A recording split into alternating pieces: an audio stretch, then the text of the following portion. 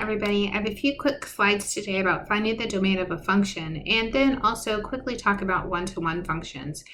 As we're doing that, I'll make sure I show you how to enter the answers in Mobius because I want to give you a few pointers on that to make it a lot easier. So to start, if we don't have the graph of a function, there's that question of, well, how are we going to find the domain? There are two things I want you to think about. We never want to have 0 in the denominator because we know we can't divide by 0. And we don't want to take the square root of a negative number because, well, that doesn't make any sense, right? It's not a real number. So those are the two biggies to keep in your head as we're doing this is no 0 in the denominator, no square root of a negative. So let's try some examples. The first one I have is y equals 5x plus 1 over x minus 7. I've said before, y and f of x are kind of interchangeable, so it doesn't matter that I wrote y equals. That's the same thing as f of x equals. It's still a function.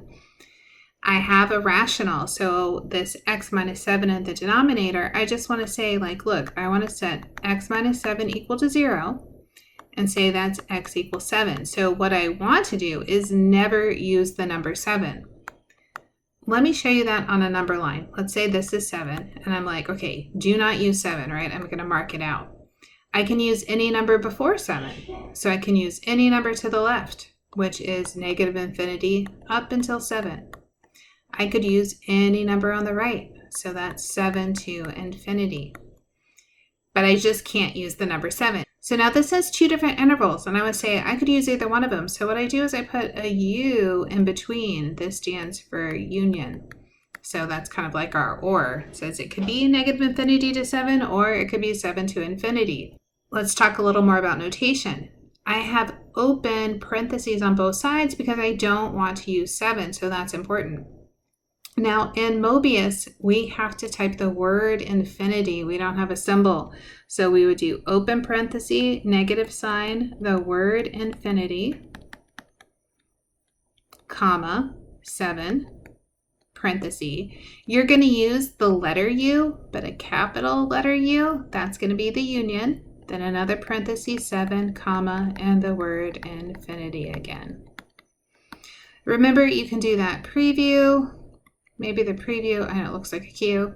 Maybe the preview mode will help out there so you can see, like, did I type the word infinity right? Did it switch it over? Because if you typed it right, you should see this pop up. It doesn't always show the parentheses. If it doesn't show the parentheses, that's okay. You have to put them in, but it may not show it on the preview there.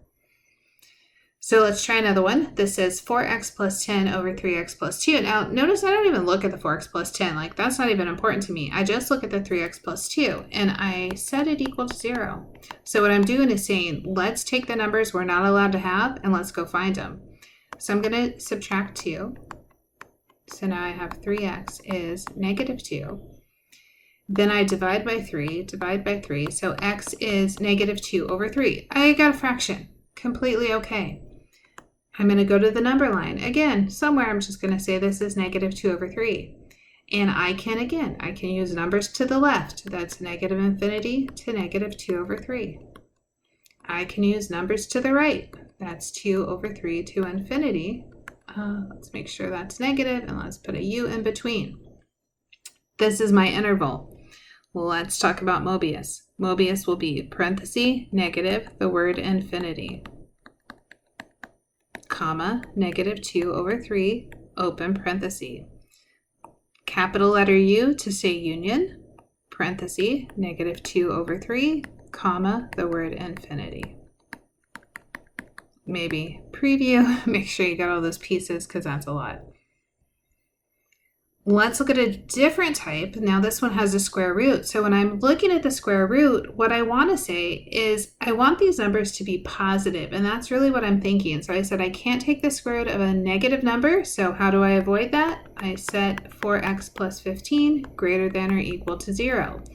I'm allowed to have 0, which is why it's greater than or equal to, and then I'm just excluding any negative solutions.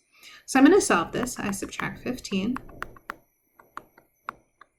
So I have 4x is greater than or equal to negative 15. I divide by 4. So now x is greater than or equal to negative 15 over 4.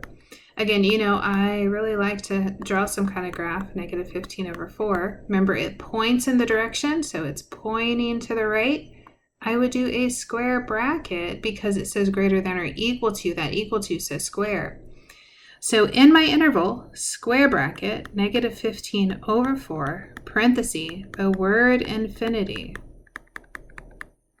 and then open. So this means negative 15 over 4 to infinity. So any number greater than or equal to negative 15 over 4, I can multiply by 4, add 15, and take the square root, and I'll get some kind of number, right? I don't care what number it is, but I'm allowed to do it. If I pick a number less than negative 15 over 4, not going to work. Same thing here. I have y equals negative 2 times the square root of 3 minus x.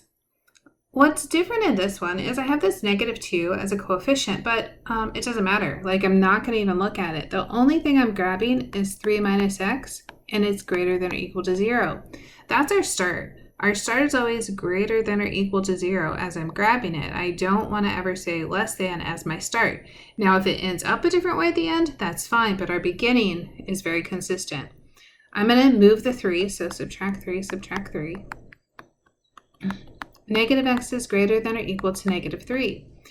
Remember, we're going to divide by negative 1, and we said when we divide, we will flip the sign. So when I do negative x over negative 1, it's x. Greater than or equal to becomes less than or equal to, and then negative 3 over negative 1 is 3. So it ends up being less than or equal to just because we flipped it. So here's 3. It's pointing to the left, so we're going to go to the left. So our answer, negative infinity to 3, close bracket. How do I put that in Mobius? Negative the word infinity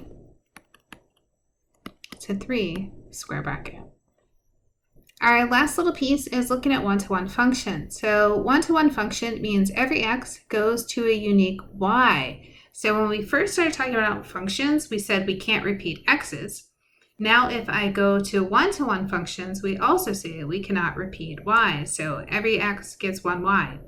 On a graph, we can find out if a function is one-to-one or not by using the horizontal line test.